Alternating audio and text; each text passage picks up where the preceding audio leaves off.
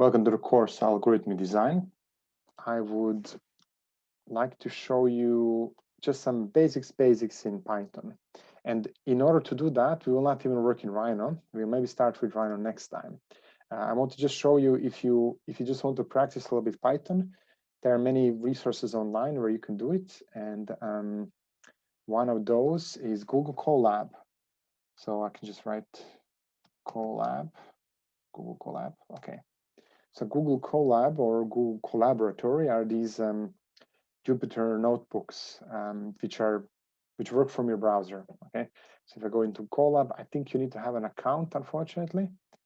So how it looks a little bit like this, but basically here it explains a little bit what you can do, and I will show you some basics of Python actually inside here.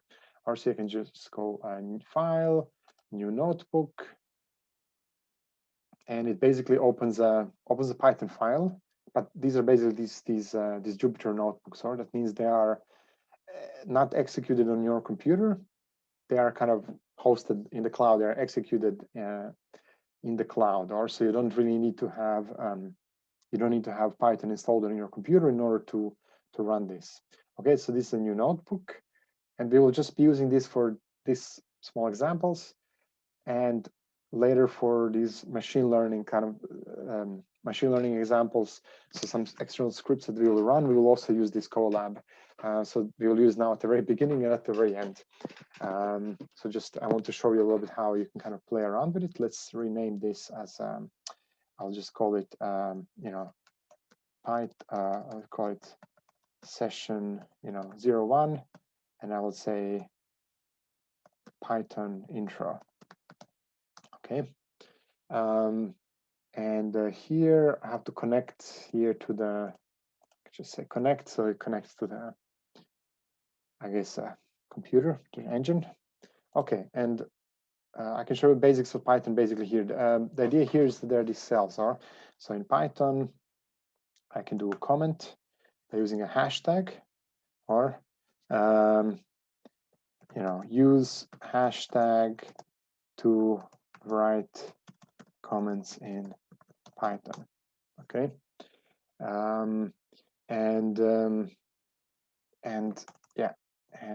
here I can kind of start with, I can write here variable types. Okay, so I can start defining variables.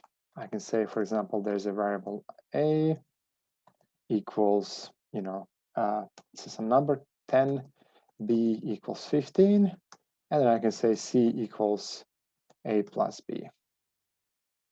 A plus b. Okay, and then I can just b, and I can say print c. Okay, so print I can use to print out things.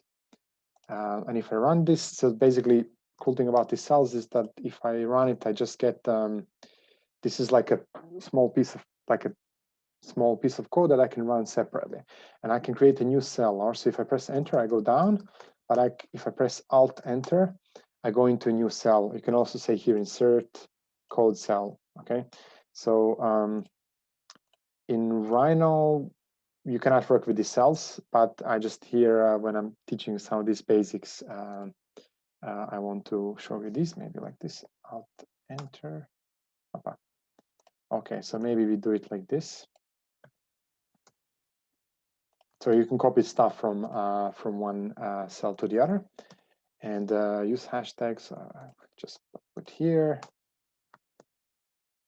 This is a basic introduction into Python syntax. Okay, this is how we start. So if I run it, you can run cells separately or one after the other. Go here, runtime, run all. Just all of them will be executed. Great. Variable types, and I'll write here. So these are called integers. Okay, so integers are basically just numbers, whole numbers, so natural numbers. They can be negative or positive, and I can define here a, b, and then I can define another variable c as a plus b, and so on. Then there are variable types, I can define floats. So floating floats, which are basically, it's short for floating point number, aka or floating point number, which basically numbers with decimal places. Okay, so I will be talking about floats or floating points, floating point numbers. Yeah, this is just a computer science term to refer to numbers with decimal places. Or so there's a difference if I write just 10 or if I say, for example, 10.2. Now this is a floating. This is a decimal, so so-called float. And in mathematics, there's no really difference between this number and if I put here 0. There's no really difference between these in mathematics, but in computer science, in computer code, yes, there is, because they're stored differently in the memory. Or so this number can be more compact in the memory. There's like less information that I need than if I put it right like this. I need to reserve more place in the memory because now this might happen. Or so I need just this extra information needs to be put in. So I need more space in the memory. So that's why it's important if I'm just using integers or if I'm using these floats. Also, there are some other differences as well. So for example, I can, if I have integer numbers, there's idea of a sequence. Or so I'll have there's a integers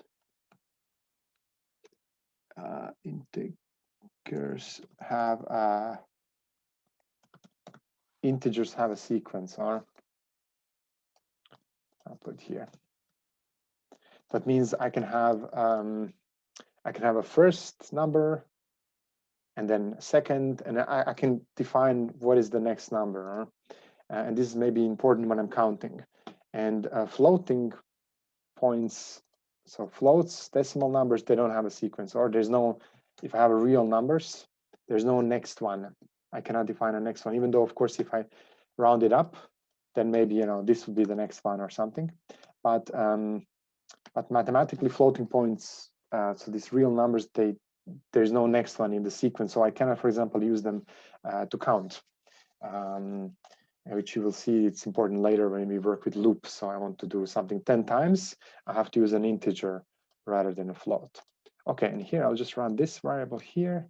Okay, so here I'm getting a float. Or and what else I can say? D equals, A divided through B. Or so I can say.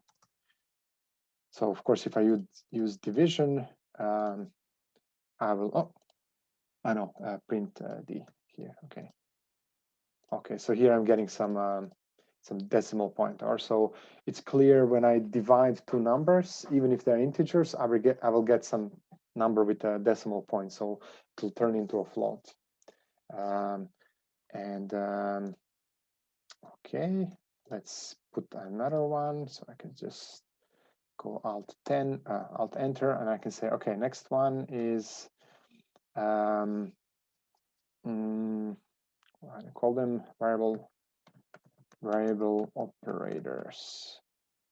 Variable operators on, I just call them variable operators. So I can have again a C equals A plus B. I can have C equals A minus B, of course. I can have C equals A multiplied by B. And of course, A divided through B. And I can have kind of some other ones as well.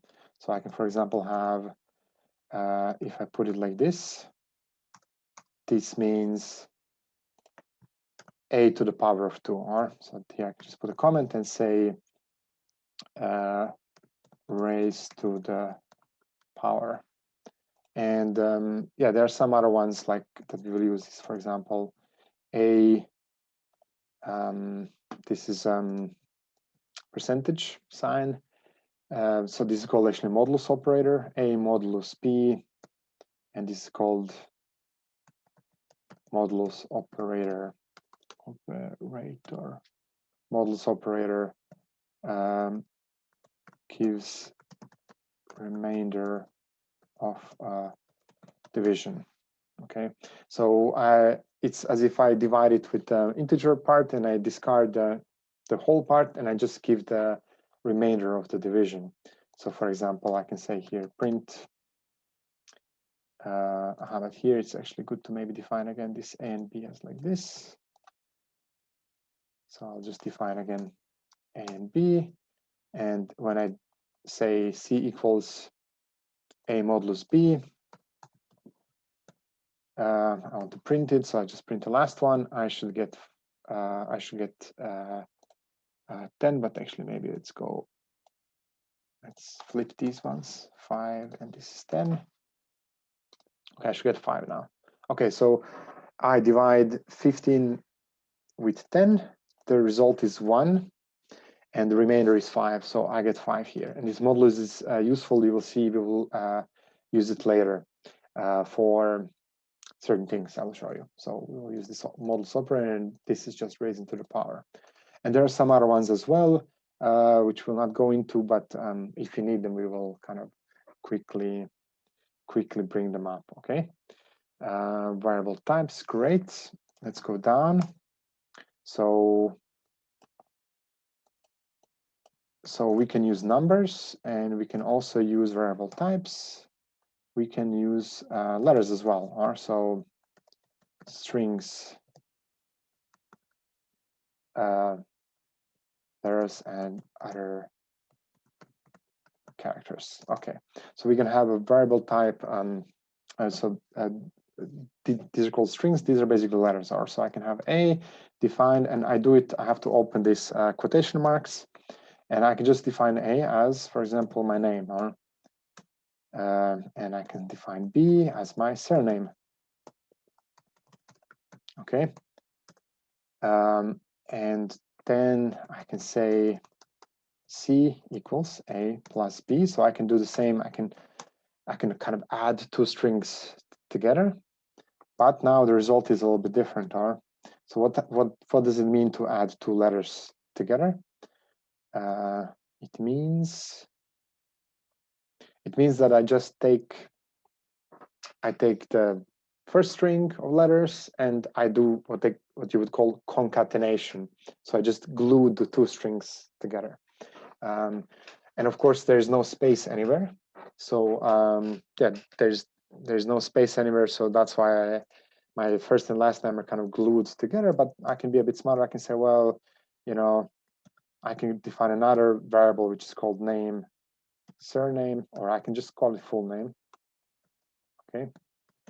So in Python, you can define a variable however you want, but you cannot start with the number, and you cannot have spaces. So this is not a valid variable. You need to have, it needs to all be connected. So usually we would use an underscore. You can also use well, actually, I think that this minus won't work, but underscore in variable name for sure works.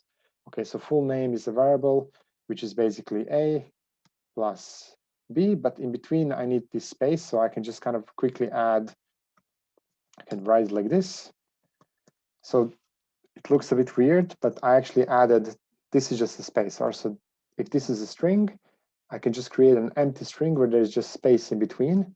And this is now space in between my kind of A and B, so which is the first name and last name. And I can just print this. I can print this full name. So if I print it now, my name will be printed correctly. So there's first name, space, last name. Okay, so I can perform these. I can perform this like plus also on the some of these operations also on strings. And just to show you the last one, maybe I can say, c equals a multiplied by 5. So I can kind of multiply a string, And what do I get then? I get basically, it's because multiplication can be defined as a multiple addition. So a times 5 is basically like, I would say, a plus a plus a plus a plus a. So it's basically a's Luka, and I would just add it, Luka 5 times. Or so I can create a repetition, like a string repetition, by multiplying a string with a number. Or so this is just how it's defined in Python. Also, in Python convention is that if you multiply strings, this is kind of what happens. So depending on the programming language, you might get different results. Okay, but in Python, this is what you can do. These are strings. These are these variable operators, floats, integers, and there's one last, maybe simple variable type that I need to show you. Just realize we have only 10 more minutes, but maybe to just show you the super basics, variable types, Booleans. Okay, Booleans, which are like simple binary data. Simple binary data, true or false, 1 or 0. Okay, actually it's true or false. So sometimes you need a kind of a simple switch, or so that's the simplest type of data. So you can say a equals true, and if you write it with the capital letter, it becomes this is a reserved name. Or so if you write it like this, true, this becomes a Boolean value. Or and you have the same thing with false.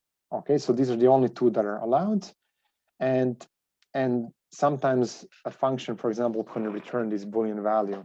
For example, you would check point inclusion. You have a shape, and you would have a point inside a shape, and you would want to check if the point is inside a shape or outside of the shape. So you have a function, you put in your shape, you put in your point, and the function would return either true or false. It would just tell you, yes, it is true that that point is inside a shape, or false, it's not true.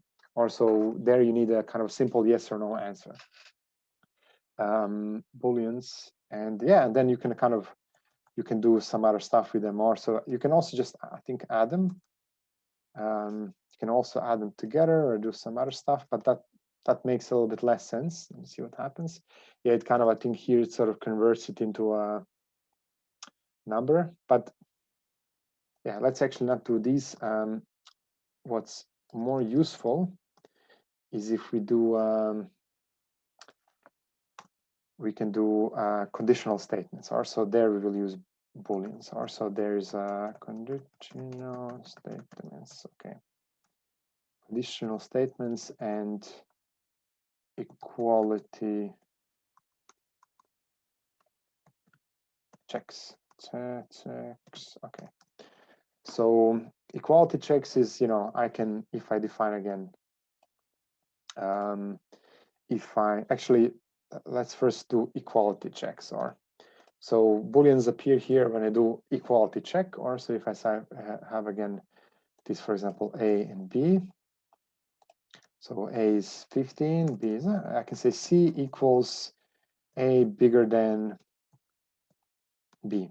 Okay, so I can print this, print C. So I'm basically just checking if A is bigger than B, and the result is true. I can go, smaller than B, and also again kind of print it. So I have kind of bigger than, smaller than, and I can also check for equality. Or so I can just kind of say, don't be confused by this, C equals A double equal B. Or so if I want to check for equality, if I want to check if A and B are equal, I do this with writing two equal signs. And this is a bit confusing, so they are not equal, that's why I get false. So A and B are not equal, but if they will be equal like this, then the result of first two is false, false, because A is not bigger than B, A is not smaller than B, but A and B are equal. So I get, for this check here, I get true. And so I can check equality, and as a result, I get this Boolean value, or that's why they're kind of useful. And again, don't be confused by this equal. This is maybe a bit confusing, but it's just because in mathematics, it's normal to write equal. There's no difference between kind of equality and assignment.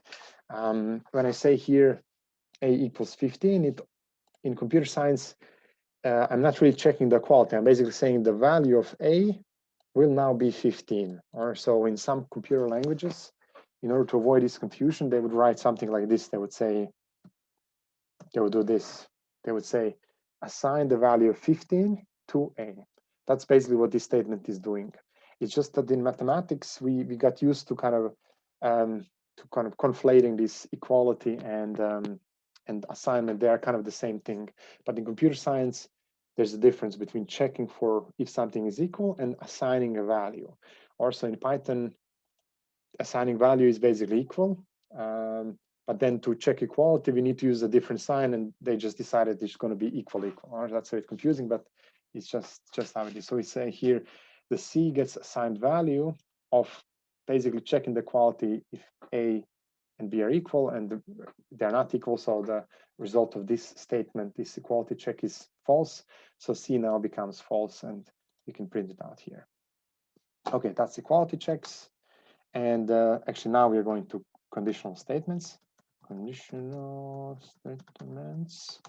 Okay, so now I can say, again, we can just do, so now I can build up a little bit more complex things. So I can say, well, if A smaller than B, and then I put this colon here. And you see, if I press enter here, I already get kind of a tab. Also in Python, to structure code, I can use these tabs. Or so I can say if A smaller than B, then do something. Or I can say print, and I can just direct put the string in. I can say, A is smaller than B. And if I run this, nothing happens. Nothing happens because this is obviously not true. A is not smaller than B, so this part of the code will not be executed. Also, this, you can see here, it's a bit hard to see, but there's a tab here. In Python, it's in Rhino when you work, this tab is going to be a bit bigger, so it's going to be a bit easier to see. But basically, this just means if A is smaller than B, then execute this. But we can say, well, else, well, then we can say elif. So else if this is not true, then if A is bigger than B, okay, then print something else. Print A is bigger than B. Okay, so this we can run. And this is true, so this gets executed, or this part of the code gets executed now, just says A is bigger than B. Or if I flip this around, I'll get a different result. Okay, A is smaller than B. Okay, so it's like a small code that just checks the size of two numbers and basically prints out, says this one is bigger or the other one is bigger. But of course, there is another possibility, which I can then catch with else. Else just means in any other case. And of course, here we kind of know what's the any other case. The any other case is if they are equal. So I can say A equals B. Of course, it could be that there is another possibility, but for these numbers, nothing else can really happen.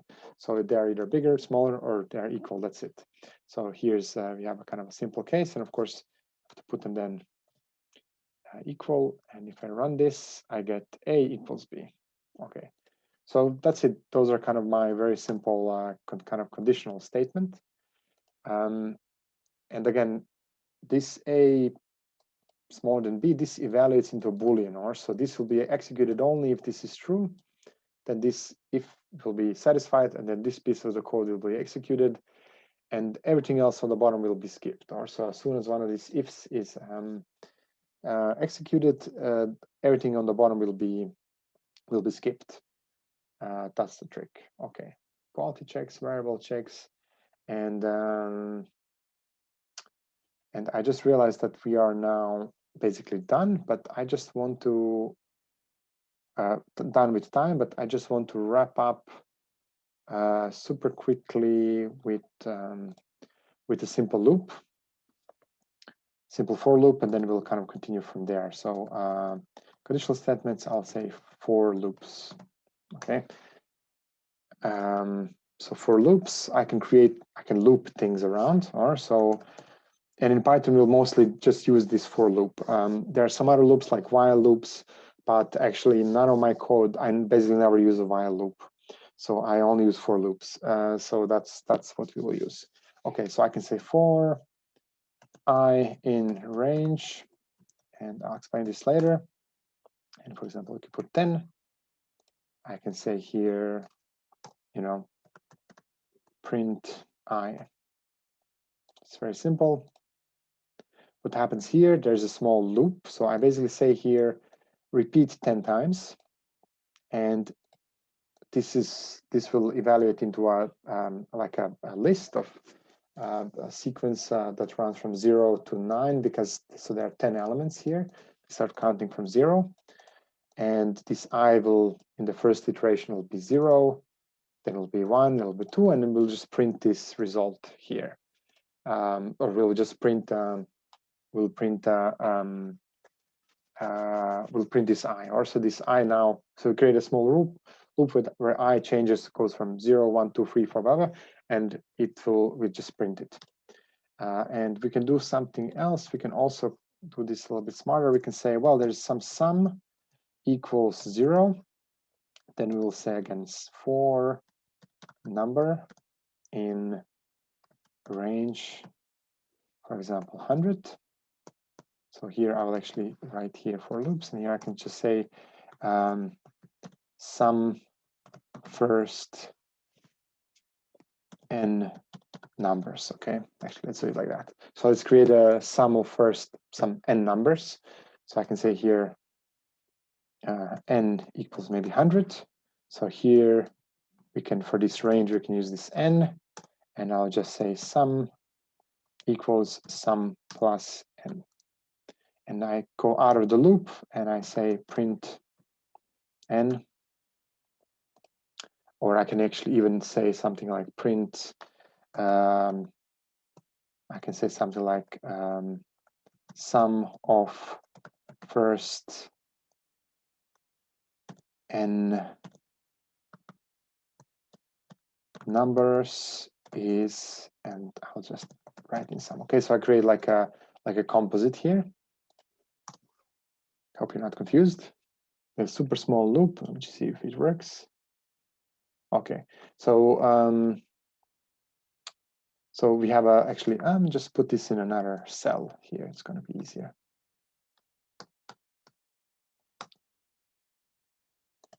Okay, so I want to sum first n numbers. So I have n 100. I have some sum, which is I define first as 0. Then I loop through this range that goes from 0 to 0 to wait, sorry, I did this incorrectly. It should be like this. Okay. So I iterate through this range, which goes from kind of 0, 1, 2, 3, blah, blah, blah. And this gets stored into a number, and I add this number to a sum. I said the new sum equals old sum plus a number. This number comes out from here. So it's always changing, it's increasing. And in the end, this sum is not 0 anymore, it's some number. So I add all these numbers together, and then I create like a small print where I create a sentence that says sum of the first, and then I use this kind of n numbers is whatever the sum is. Of course, here, the small issue is you probably noticed that I started with 0, so this is not really a correct result, because usually if I do a sum of some numbers, I would never start with 0, but maybe here, that's why to correct this, I can say n plus 1. So now I don't start with 0, I start with 0, but I go one more, and then I get the correct result. Or so if I have first 100 numbers, and if I sum them all up, I will get 5050. I can probably write like this. Okay, and that's like a some first loop, and I think we'll conclude here. So I just try to kind of run super quickly through some of these Python code, but we will go revise this next time as well. I just wanted to go into the practical part, and I'll give you probably this link. I'll give you this link somewhere on the tutorials, I think. But you can just go and play in this Google Colab, but next time we will switch to Rhino Python. And it's basically the syntax is the same. So we'll use the same syntax. We'll just transition it to Rhino, and then we can use also drawing functions and so on. And just show you how lists work. So that's kind of important part, and we'll be using it immediately. This basic introduction into Python syntax. Okay, so here I will just go and say, I think I can say, save a copy in Drive. Okay, saving a copy. I think it should open it, yes, apparently. Okay, this is a copy, and I will call it session 2 Python lists or something like that. Python intro. Yeah, session 2. Okay, so here I want to show a little bit how lists work. So this part is here. How do I can just delete these cells here.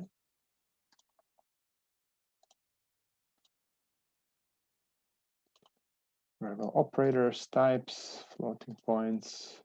Okay, I'll just make it a bit bigger. This is a basic introduction into Python syntax. This is a basic introduction to Python syntax. Okay, good. Variable types. Okay, here, lists. Okay, so we will use lists all the time. And the reason is because we will use lists to store things. So I can, for example, define a list in Python by writing, let's put it like this, lists. This is an empty list, so I can just write here.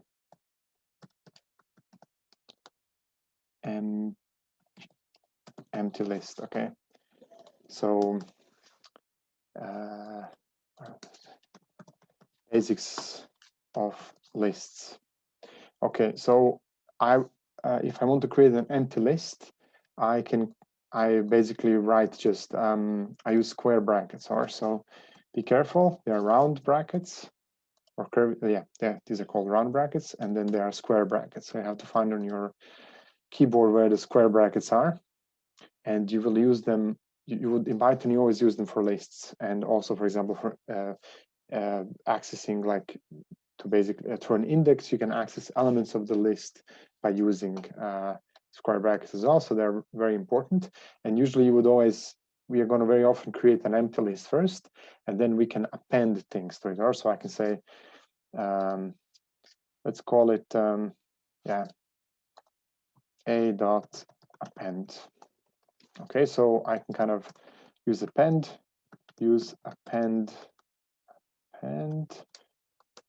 to add elements to the list. Okay, so I can use append to add elements to the list, or so I can, for example, add letter A to it.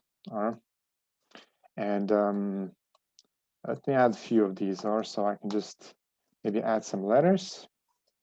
I can add B, C, D. So this is basically manually adding at the end of the list A. It's adding letters. I can just say print A. So print list A. What do I get? Just a minute. It has to connect here. Okay. So I get the list of letters, or the first one, second one. Okay. Alt Enter, go into a new one. Okay. So maybe I can define a list B also as empty.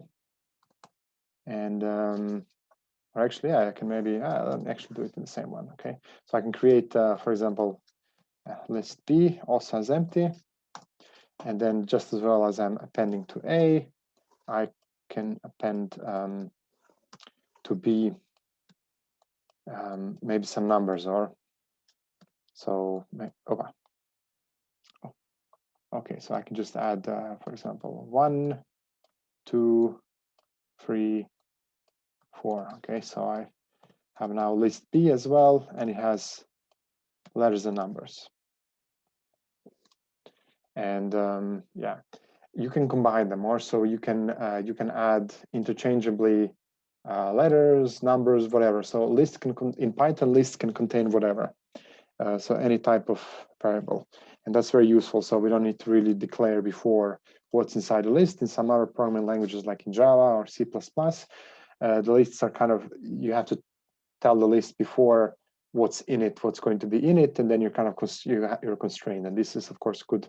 Well, this is good there because of efficiency reasons, but in Python can be very flexible in how you fill up this list, so it's easier for us, a bit less writing.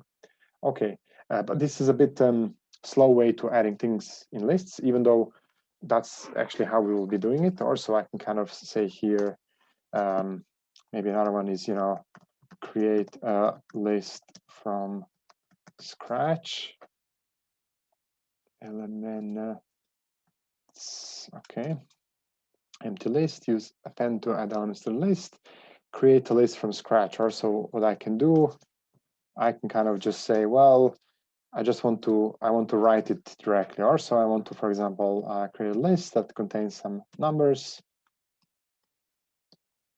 Okay, so this is how I can create it from scratch. Actually, this would be list maybe B, and list A would be yeah, some letters inside. And again, I just put like standard alphabet letters inside, but you can put whatever you want inside.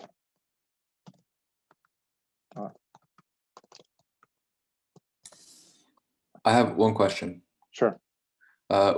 Why do you put the quotation marks in the here letters but not the numbers? Yes.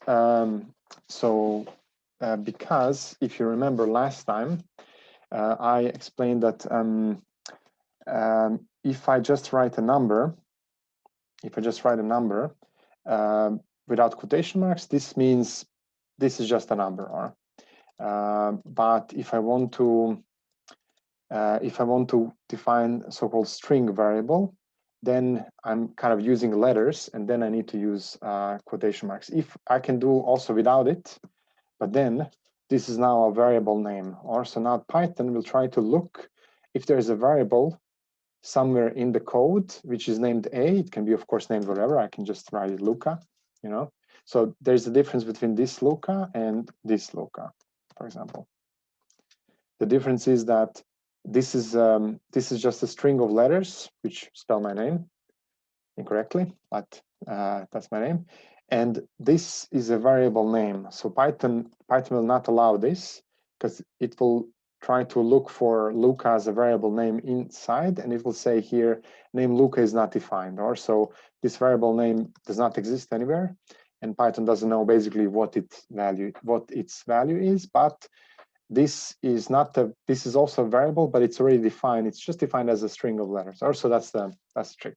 So, and this is how we define letters and numbers. And I can also, if you remember, so I just a little bit explained it also last time. You can have a look at that as well. I can also define numbers in this way. So I can put a decimal point in the end. Of course, here just put zeros, and this is now a different type of number. This is called now a float, or so it's a number with a decimal point. So I can divide it, and for Python, these are two different things. Or so these are called integers, and these are called floating point numbers, and they're just used a little bit differently in the code. Or so I think I explained also last time. Integers have a sequence, so I can always define a next integer in a line. If I have 1, I know what the next one is. The next one is 2. But if I have a floating point, so this decimal points, then there's no next number, or this is not the next number. Next number it's not defined. Or so for these real numbers, the sequence is not defined. I can define, bigger or smaller, but I cannot really define a sequence. Okay.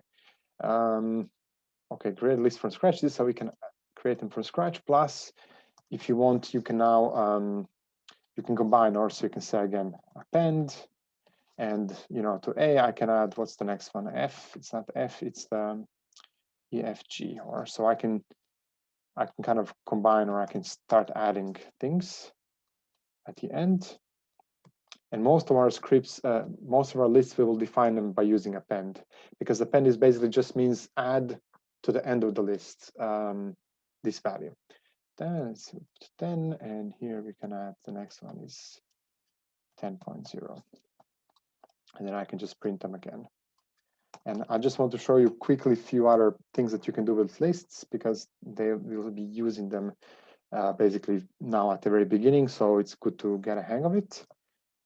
Okay, and okay, now in the next cell, I can for example, I can access the variables from the previous cell here are. So I can, for example, say, you know, accessing an element in the list. So if now I want to, let's say I have my list and I want to access a certain element inside that list. How do I do that? I can access it by using an index like this. So I can say here, yeah, I can just say print, yeah, like this. So there's a list A, and with the square brackets, I'm accessing something inside. Or so I can, for example, write 5. And so I'm accessing element at the index 5, but here you have to be a bit careful. A is now print A. A is it's these letters. Okay, so you have to be careful, because I'll explain now. In computer programming, counting starts from 0. Accessing an element from a list.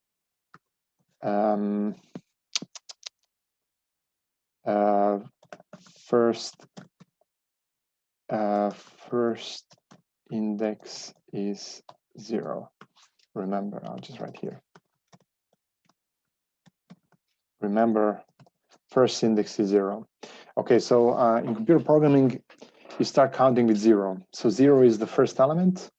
Number 1, so index 1, it will be the second element. So that's just a bit confusing thing. So that's why here, when I say element 5, index 5, this means actually the 6th element, or because I count this as 0, this as 2, this is 3, this is 4, and so on. Of course, here I'm kind of interchanging a bit. You know, this 5 is not the same. This 5 is not the same as this 5 here, or so this is the order. So this is the, you know, the element number, or the sequence number in this list, and then these are the actual elements inside. And to maybe reinforce this even a bit more, maybe I can say, I can do it again. So maybe I can create, for example, names list. Remember, if I'm defining a variable, I'm not allowed to use a space, so I need to use underline. For example, names list. Okay, let's put some names here. There's my name. I will, these are actually just put the names of my siblings here. I have quite a few siblings. Okay, so these are my siblings, me and my siblings. Names list, and then now if I say print, you know, names list, and I want to access the index 0, I should get the first name. Or if I put index 1, I'm getting the second name. Okay, so that's just that is the only sort of a bit confusing thing with lists, but you just have to be aware of that. And I can go backwards, or I can say -1.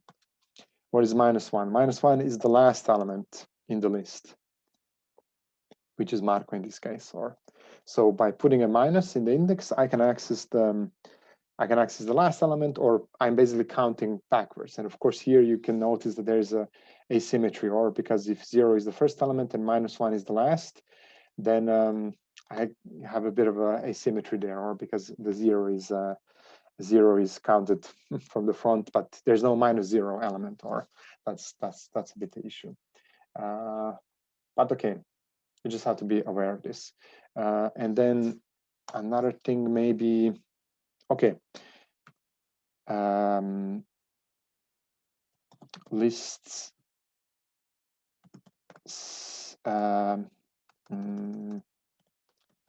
number sequence.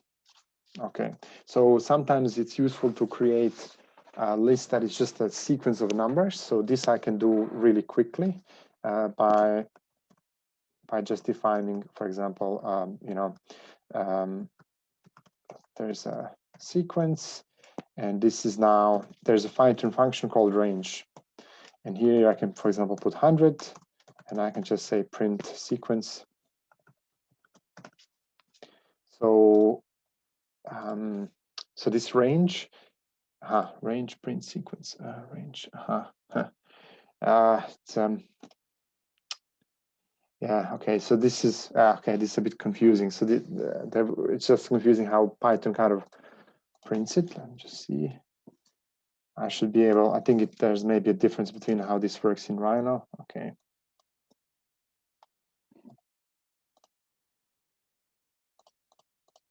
Yeah, so yeah, so it's so basically I can use this range to quickly create a sequence of numbers.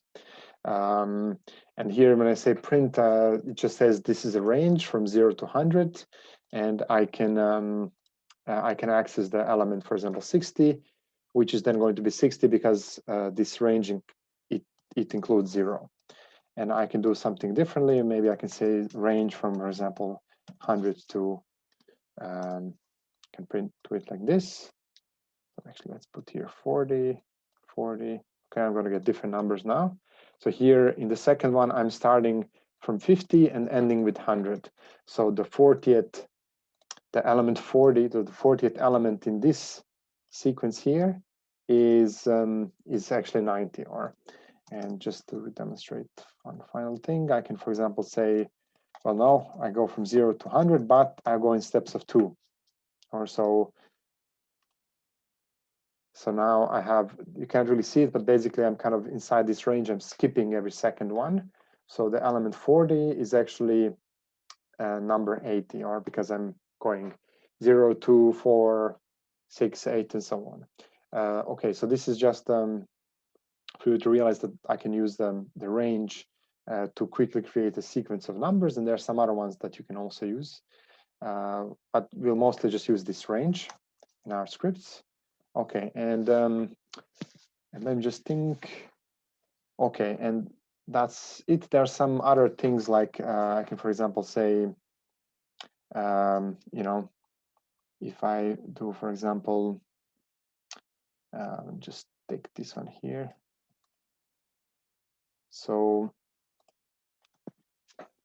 there are some list operations, so some kind of simple list operations. Just go a little bit into that. So I can create a list, for example, A, and I will now create sort of a random list of numbers here, sort of random as best as I can.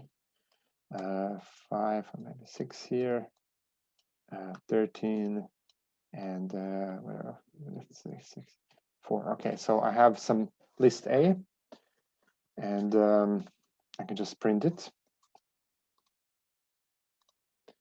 And then I can do different things. I can, for example, print the length, which is use this len. I can use the length of A. The length of A will give me the length of the. So here I can write. This is like returns length of the list. Okay, returns the, or what would that be? Returns length of the list. So this list has 9 elements. Then I can also do, for example, I can do a dot sort. Okay, what does a sort do? It sorts the elements inside the list. And there are different ways that you can do this sorting, but says here sorts the list in ascending order. I forgot. I apologize for not being able to write ascending maybe correctly, but yeah, I'll just say sorts the list. Okay, sorts the list. So sort is basically sorting the list, and I can also do reverse, for example. Reverse, it just reverses the list. Okay. reverses the list. Okay, print A. So if I want to have sort in the opposite direction, I do reverse, and now they are opposite. And so it's some simple list operations. And then the last, actually, this is really the last thing that I'll show. No, actually, there are two more things I have to show with lists because they will appear very soon. There is list slicing. Okay, so I can slice a list. Or so if I have a list that is like this, I can say, okay, print A, and then I will put an index, but I will, for example, do something like that. 2, just say 5, like this. So I can slice the list in different ways, meaning I can kind of create really quickly a sub list by using this column here. I'm going to get two different results here. Oh, wait a minute. Only syntax print. Okay, have an error. Okay, so the first one gives me kind of starts from the index 5, I guess, and gives me everything after index 5, and the other one basically starts from the beginning, so gives me everything before index 5, or and I can also do something in between. I can say from index 3 to index 5. So I can slice the list in different ways. So I can get kind of parts of the list. I can get kind of a sub list of the list. And what else? Okay, and then just trying to do multi-dimensional list, grid, or table. Okay, so I can create also a multi-dimensional list, for example, a grid or a table or whatever, a cube. A grid is, I guess, very sort of general. Maybe it can be a three-dimensional grid, but tables are usually just 2D. And I'll just show you how to do it from scratch. So basically, the way I do it is I create a list of lists. So I can, it's a bit, so I put like this. So if I append a list to another list, I'm going to get a table.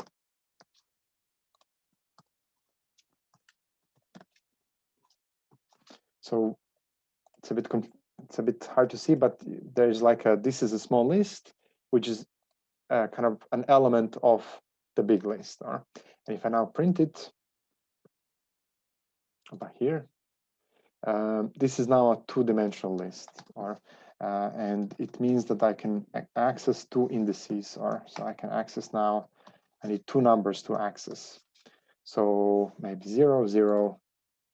So I'm accessing the first list, the first element of the first list by using this notation. And yeah, I can nest lists. So I can create a three-dimensional list, four-dimensional list, and so on. So I'm basically creating a table, and then I can actually show you that you can now also access a whole row inside, for example, like this. This one is accessing a row, and this one is accessing an element of that row here. Okay, so I have the full list, then I have the first row, and then I have the first element of the first row. And by changing these numbers here, I can kind of navigate through that list. And this works also for 3 dimensions, but I would just, each of these elements here would also have to be its own list. And maybe not today, but next time we will for sure be using this. So I will, every time I append a list to another list, I'm basically creating this. So I'm creating kind of a multi-dimensional list, and it's just a convenient way to sort data. Yeah, very often if I print the list and I'm just counting at the beginning the number of brackets, if there's one bracket, it means it's a one-dimensional list. If there are 2 brackets, 2 dimensions, 3 brackets, 3 dimensions, and so on. I don't even have to look what's kind of what's at the end. I'm just counting the number of brackets at the beginning. Okay, dimensional list. Okay, and then there are some other things that might come up, but these are just kind of the basics of lists.